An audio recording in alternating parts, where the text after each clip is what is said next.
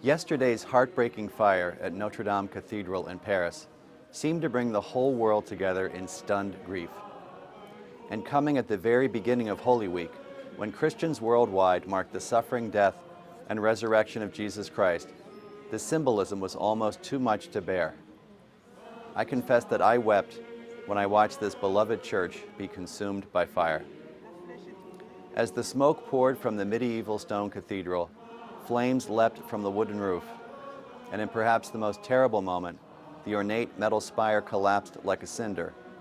It was hard for many of us not to think of the suffering and death of Jesus. During his public crucifixion, just as yesterday, crowds of people looked on in horror, feeling powerless, overcome with grief, and wondering what they could possibly do. Among those people was Jesus' mother, Our Lady, Notre Dame. Our Lady knows exactly what it is like to stand by and see someone you love suffer and die. But Our Lady also knew that somehow God was with her in that time of grief. But we could well ask, where was God yesterday in Paris? The answer is, everywhere. God was there among the crowds kneeling, praying, and singing the Ave Maria and the Lord's hymn. With each of those prayers and hymns, they were calling on Our Lady's help in front of her building. This was an expression of their deep faith, and so God was there. God was there among the firefighters who selflessly rushed into a burning building that represents the spiritual heart of France. There's a parable right there. How much does God love us?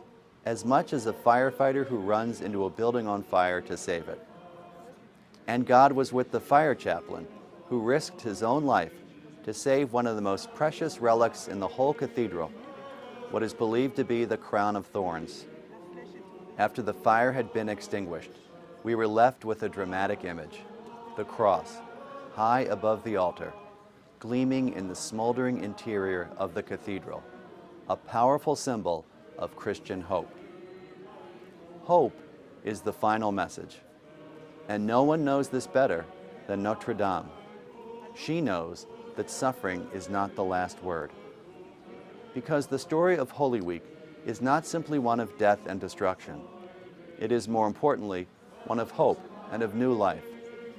Good Friday makes no sense without Easter Sunday. Our Lady knows that hope is stronger than despair, love is stronger than hatred, and life is stronger than death, and that nothing is impossible with God. Christians are a people who know sadness and yet who live in hope.